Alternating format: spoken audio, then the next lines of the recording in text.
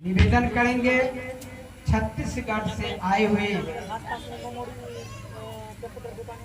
श्रद्धे माननीय सुचिता साहिबा जी जो हम लोगों के बीच इस मंच पे आसीन हैं।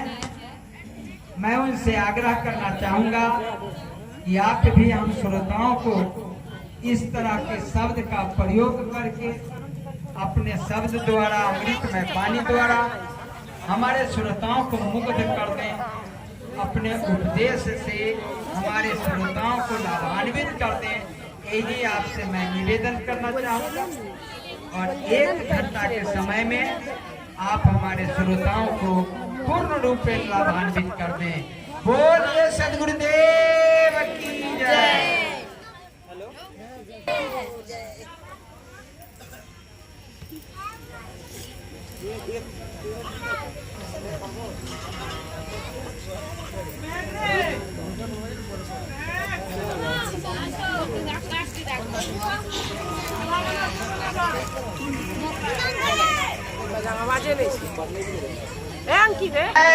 सतगुरु कबीर साहेब की जय, सतगुरु अभिलाष साहेब की, स्वरूप साहेब की जय, परम पूजनीय गुरु माता सुशीला साहेब की जय, यज्ञ कराने वालों की जय, जय बुलाने वालों की जय, नहीं बुलाने वालों की जय, उसको भी जय।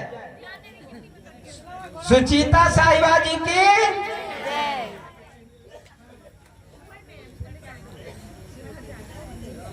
कबीर नामं परमं पुनीतं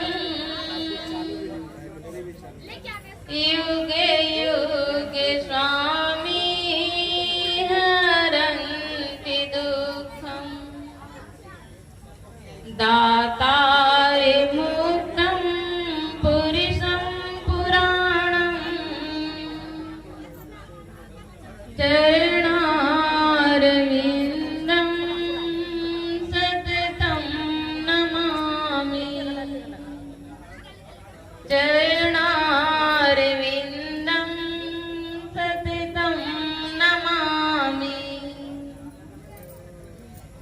मेरे मन मंदिर में विराजमान परम पूज्य गुरुदेव जी,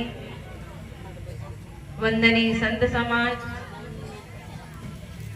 इस मंच पर पधारे हुए परम प्रिय हमारे संगीतकार भाइयों, निरचिर विवेकी भक्त सज्जनों, भक्ति एवं शक्ति के स्रोत माता बहनों एवं नन्हे मुन्ने प्यारे प्यारे बच्चों, सतगुरु कबीर साहब की एक साखी है। कैसी गति संसार की, कैसी गति संसार की, जो गार्डर की ठाठ, एक बड़ा जुगाड़ में सभी गाड़ में था। सतगुरु कबीर साहब कहते हैं यह संसार की गति कैसी है, भेड़ों की झुंड की तरह। इस साखी के माध्यम से सतगुरु कबीर साहब मानव को एक प्रकार तमाचा लगाता है। यदि कोई व्यक्ति किसी को गधा कहे तो लोग रूठ जाते हैं, लेकिन सतगुरु कबीर साहब कहते हैं कि मनुष्य भेड़ों की चाल से चलता है। ये भेड़ों की उपाधि क्यों दिया? गाली है। लेकिन कहते हैं बड़े भाग्य मानुष तन पावा, सुर दुर्लभ सदग्रंथ ही गावा। ये मनुष्य जीवन का मिलना बड़े भाग्य से मिला है और इसके लिए बड़े बड़े ऋषि मुनि भी तरस जाते हैं। लेकिन सतगुरु कबीर साहब कहते हैं कि मानव जीवन को पा करके ये भेड़ों की चाल में चलने वाले लोग हैं। भेड़ की चाल कैसे चलते हैं? भेड़ की चाल इसलिए सदगुरु कबीर साहब कहते हैं कि जैसे गडरिया होते हैं। बैठ जाइए, बंदगी एक ही बार लास्ट में होना चाहिए।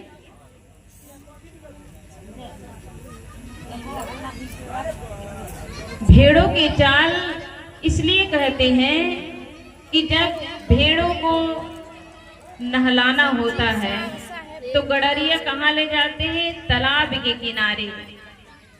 उसमें एक भी भेड़ उस तालाब के अंदर नहीं घुसता है।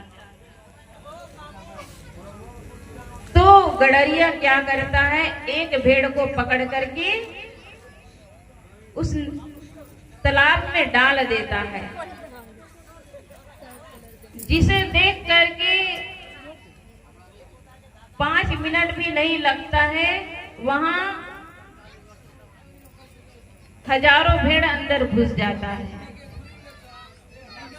ये नहीं देखता है, ये नहीं समझता है कि इस नदी में, इस तालाब में घुसेंगे तो हमारी क्या दशा होगी। वह तो भेड़ है, उसको ज्ञान नहीं है, लेकिन मनुष्य को तो ज्ञान है। लेकिन मनुष्य उस भेड़ों की तरह कहीं पर देवी प्रकट हुई है तो लोगों की भीड़ हो जाती है। कुछ वर्षों पहले कहा गया कि गणेश भगवान दूध पी रहा है, लोगों की भीड़ हो गई। पूरे भारत में ये चर्चाएं फैल गई, मीडिया वाले लोग जगह जगह दिखाने लगे। ऐसे ही एक बार एक लड़का अपने पारिवारिक टेंशन से बड़ा जूझ रहा था। उनको लगा कि मैं इस पारिवारिक टेंशन से कैसे बचूं। उसके मन में एक खुरापात सूझा और गांव से बाहर एक बरगद के नीचे गड्ढा किया और गड्ढा खोदाई करके उसमें आप लोग क्या बोलते हैं? बादाम,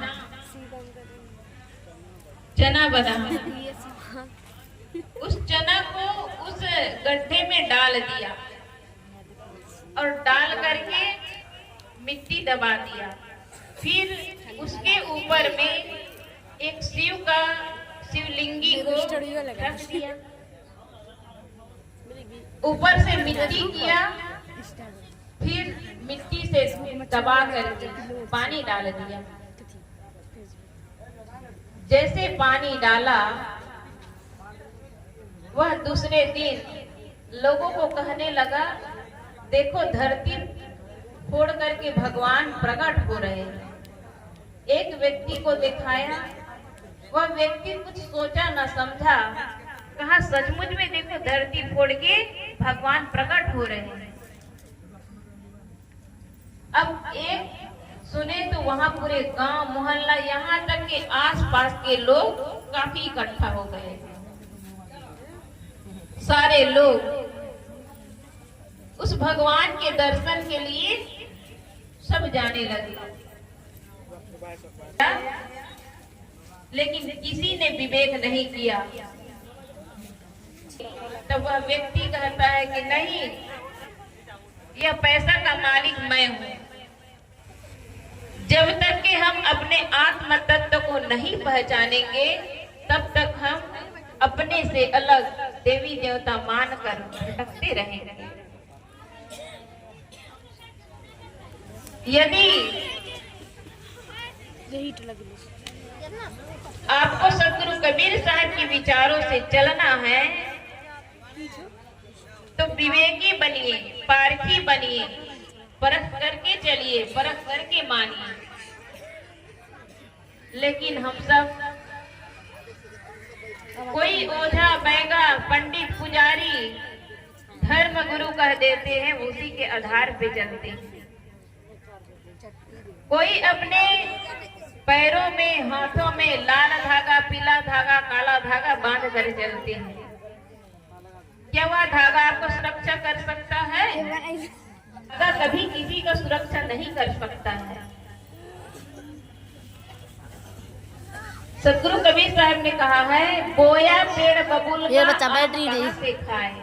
यदि बबूल का पेड़ बोए हैं और फल में हम आम चाहे तो मिलेगा, कभी नहीं मिल सकता। हम अपने कर्म अगर गलत किए हैं तो कर्मों का सजा भोगना ही इसने पड़ेगा। काम नहीं मिले छी। चाहे हम लाल धागा, काला धागा, सफेद धागा चाहे पूरे शरीर में बांध लें, हमारी वो सुरक्षा नहीं कर सकता है।